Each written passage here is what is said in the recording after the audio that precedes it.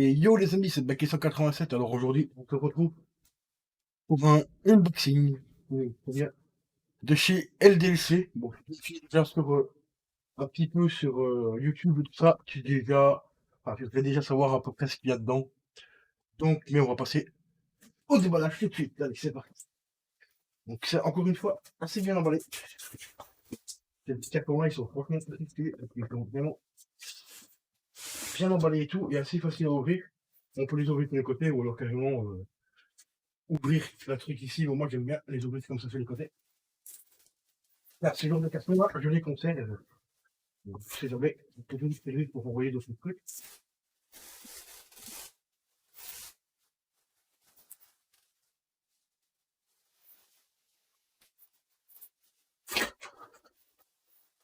Alors, les amis ont décidé de me casser un petit peu la tête.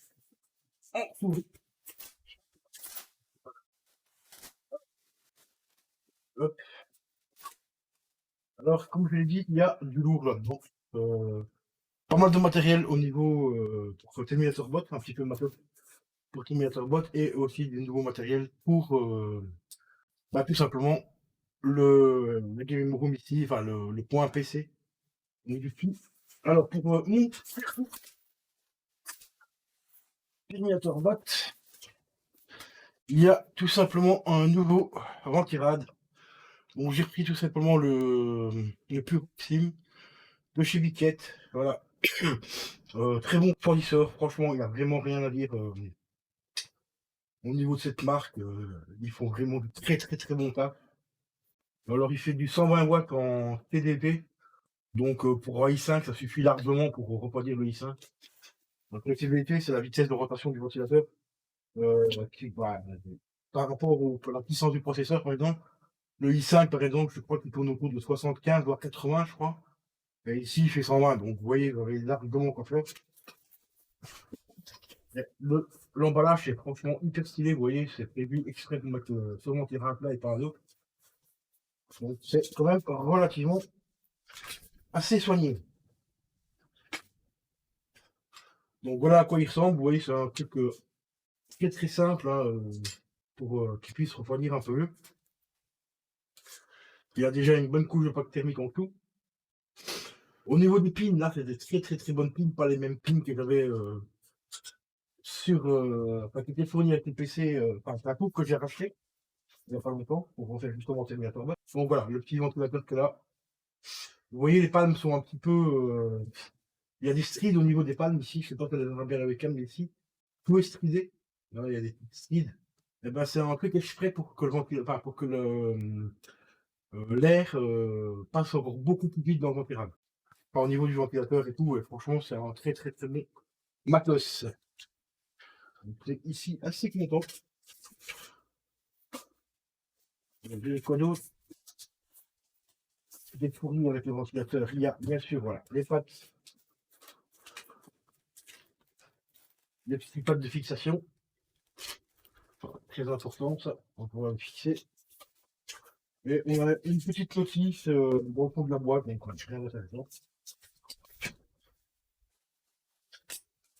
Donc bah, petit upgrade donc, au niveau de Terminator Bot, un nouveau ventilade pour bien le refroidir.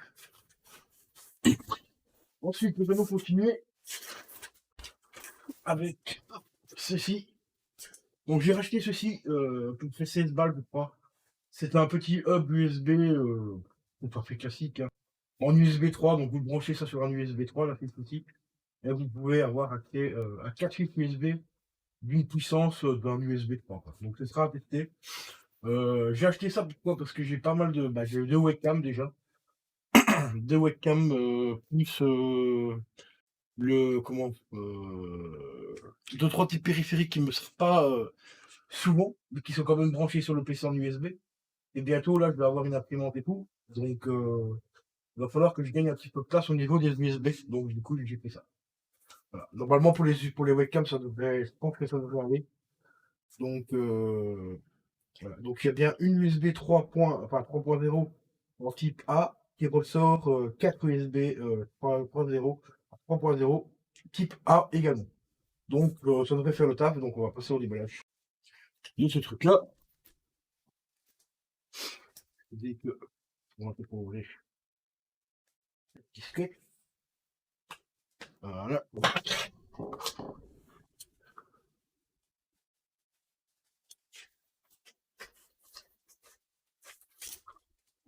Bon, ici aussi, emballage très sobre. Hein,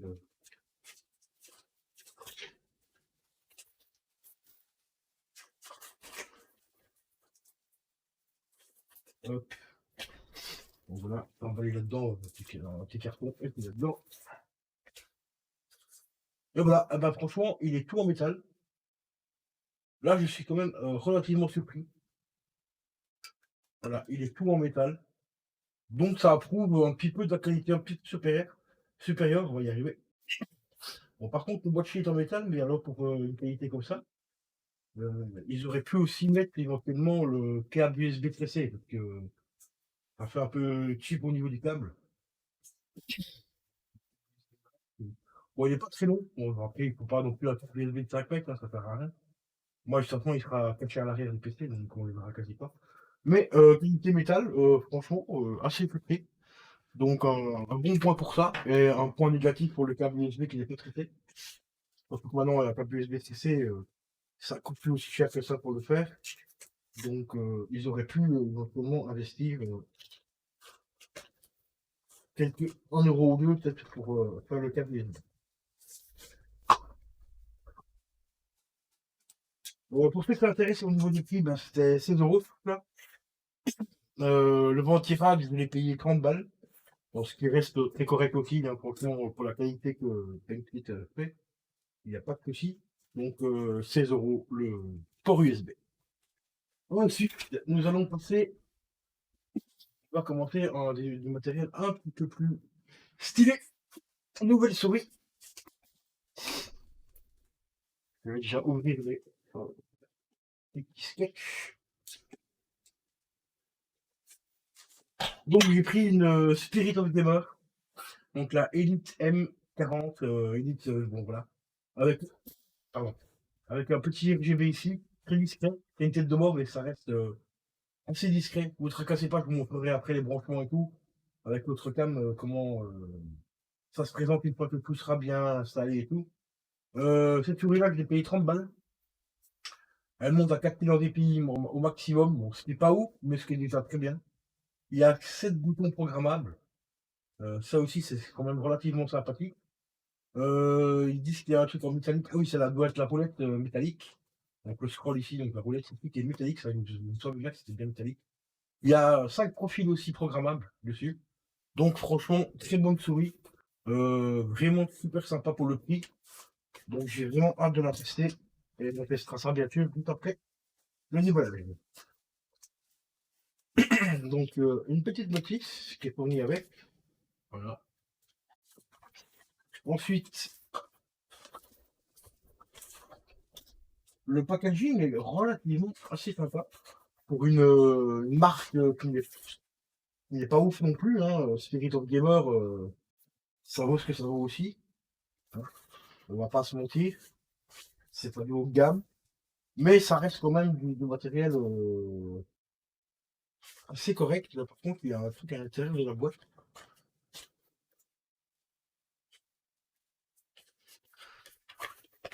Il y a un truc qui est monté. On dirait que c'est aimanté ou je sais pas quoi. Et il y a un autre carton à l'intérieur que j'arrive pas à voir. Il est aimanté. Je sais pas si vous verrez bien, mais vous voyez, il y a des petites capsules ici en métal. Et il y a une carte ici à l'intérieur, vous n'avez pas le tirer. Et il y a des informations dessus apparemment. Bizarre. Pour la notice, quand on va faire les steaks, hein, les boutons programmables, c'est pour te dire de 2 ou 3. Pourquoi je fais du montage et tout, quand tu observer. Alors, il y a quoi dedans? Hop, des petits stickers. Voilà, pour les fans des stickers. Moi, je vais en décoller un, juste peut-être le rond ici pour mettre le PC. Sur le côté du PC pour avoir un rappel de toutes les marques que j'ai dans le PC. Et on va passer de ce pas à la série. Et ben, vous voyez ici, par contre, comme je le disais, vous voyez, pour une souris, entre guillemets, entrée de gamme, bah, elle a déjà un design très très très bien. On a ici, on voit la tête de mort ici un petit peu qui ressort, pas sur le bar à la cam. Ici, c'est le bouton programmable déjà, ici, pour changer de ligne et le bouton programmable. Il y en a encore deux autres ici. Voilà. Et les clics sont franchement corrects, écoutez. Écoutez, on dirait un petit peu des joysticks de bande d'arcade. Je sais pas si vous l'entendrez à la cam, mais pas avec le micro parce que j'ai mis le RTX. Mais ça fait vraiment un clic de pavé, enfin de joystick. Voilà, de joystick. Et la roulette, ici, elle est bien en métal. Euh, Elle tourne relativement. Ouais, ça va. Il n'est pas super clic, par contre, mais ça va. Franchement, un bon clic et tout. Elle tourne bien. En dessous, c'est carrément métallisé là, au niveau des pavés. Voilà, ici aussi, c'est carrément métallisé. Donc, franchement, pour une souris à 30 euros, eh ben, c'est vraiment très, très, très qualitatif. Donc, on verra dans le temps ce qu'elle donne au niveau du temps d'utilisation, tout ça. Donc, on dirait que c'est pas mal. Alors, ensuite, pour rester dans le thème de la souris, hop,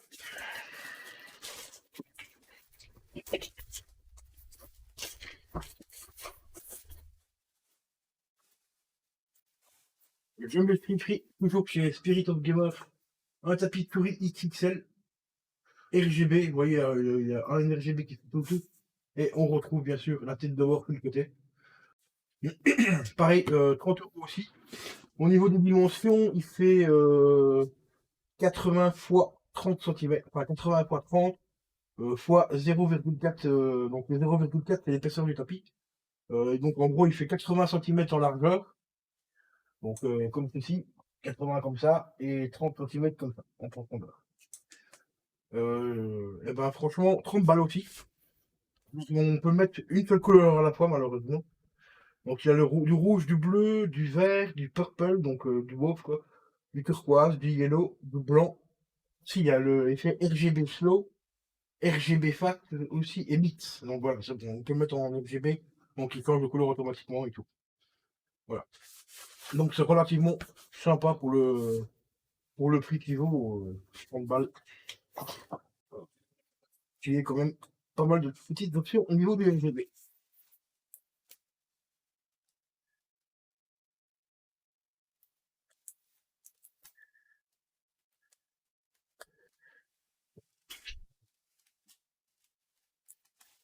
C'est ça.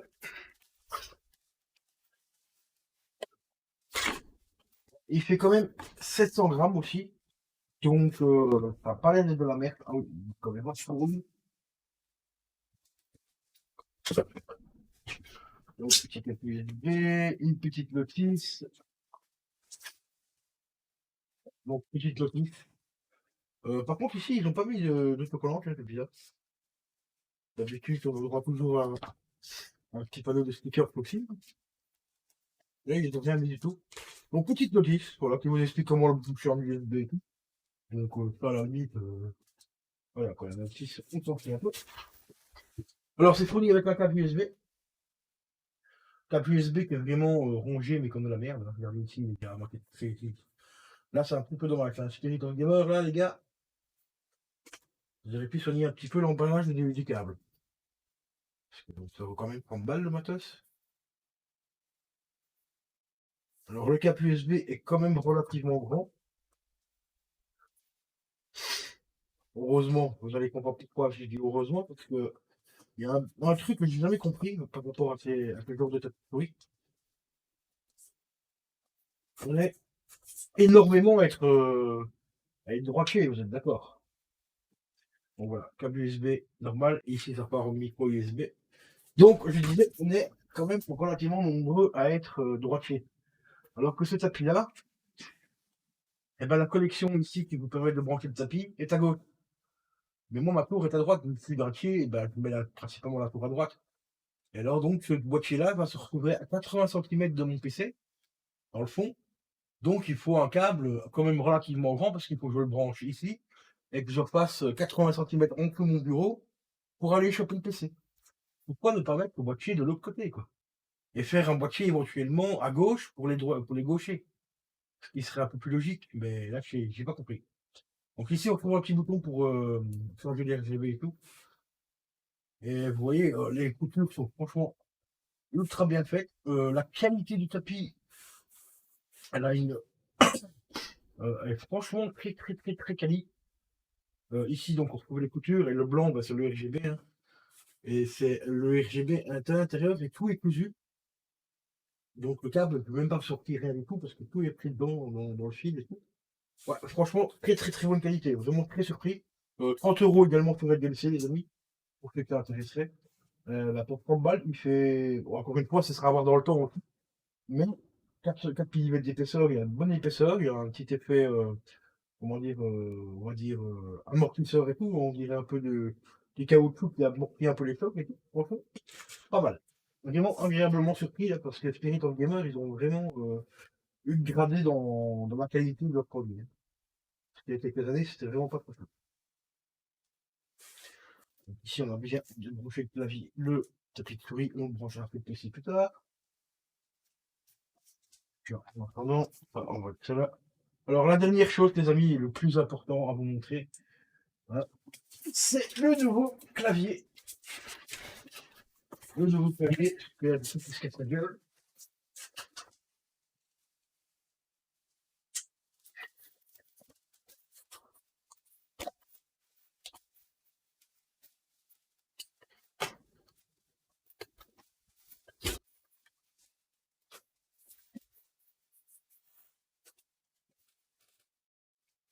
Voilà, le nouveau clavier, les amis.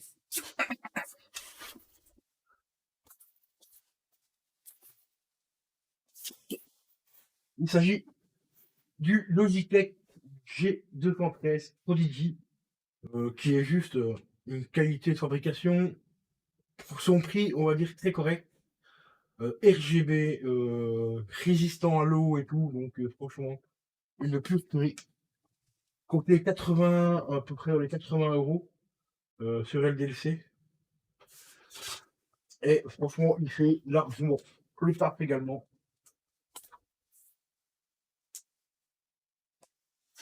Alors, la catégorie G de chez Logitech, pour ceux qui ne savent pas, c'est tout simplement la catégorie gaming. Donc tout ce qui commence par G15 par exemple et tout ça, tout ce qui a un G devant la marque de chez Logitech, donc ici, G213, c'est la catégorie gaming, G pour gaming. Ils font du très très très bon matériel, hein. Franchement, c'est un des seuls pour l'instant à avoir sorti un clavier mécanique tranquille. Bon, après le prix, voilà, il coûte pas 80 € celui-là, mais ça vaut quand même le coup. Le tout premier clavier métallique de chez Logitech, tranquille, c'est quand même assez impressionnant quand même. Donc là, quoi, il me semble, il faut déballer. Bon, je déballerai mieux après. Voilà.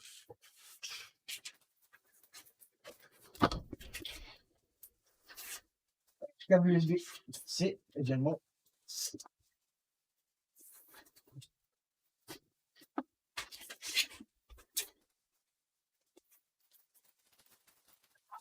Disons, il fait son poids, hein.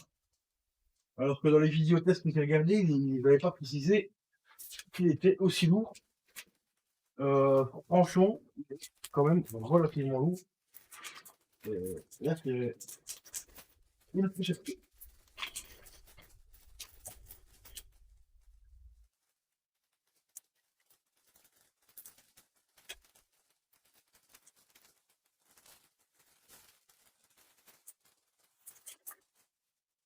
Bon, au niveau de la protection, il y a juste un plastique et un petit plastique, comme vous avez vu. Ça, c'est un petit peu normal. J'aurais pu mettre un petit peu un petit mousse ou quoi quand même. Pour le protéger un peu mieux.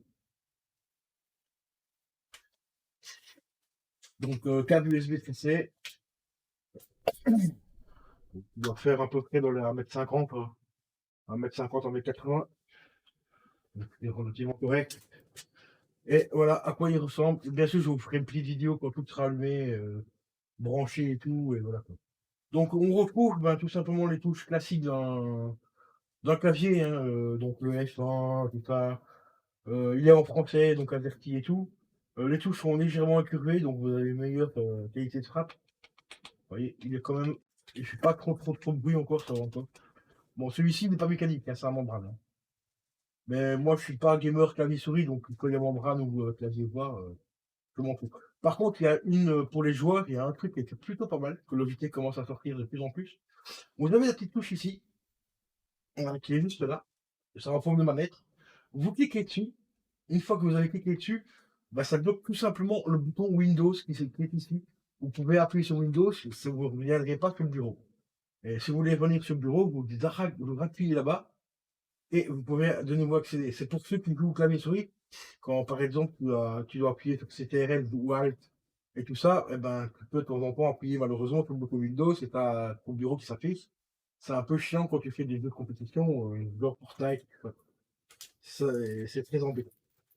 Mais donc cette petite touche-là, elle mérite d'être là. C'est plutôt bien pensé d'avoir fait une touche qui permet de bloquer ce fameux bouton Windows. Ici, c'est pour le RGB. Voilà, vous appuyez ici, vous pouvez mettre du RGB en plus, par le lumière, le couper, tout ça. Ici, la LLT hier, je sais pas trop ce que c'est quand je regarde sur l'outil. Ensuite, ici, bah, vous avez les commandes classiques d'un clavier, hein. Couper le son, augmenter le son, enfin, l'augmenter, le diminuer, mettre play, pause, revenir en arrière, passer à la piste précédente, arrêter la musique et tout. Et le gros avantage de ce clavier-là, c'est qu'il est étanche à 30 d'eau, donc l'équivalent à peu près d'une canette de coca, ce qui est quand même déjà relativement super bien. Parce qu'on ne sait jamais, vous buvez une canette de coca ou quoi, vous renversez sur le clavier, eh ben, il n'y a aucun risque avec celui-ci, enfin, à hauteur de 30 millilitres d'eau quand même, hein. Faut pas non plus lui mettre 1 litre ou quoi, parce que là, il saute dans la mer. Mais voilà. Donc on se retrouve dans quelques minutes, les amis, pour le branchement et tout bah, de nouveau matériel, et vous montrer à quoi ça ressemble. Donc je vous dis à tout de suite.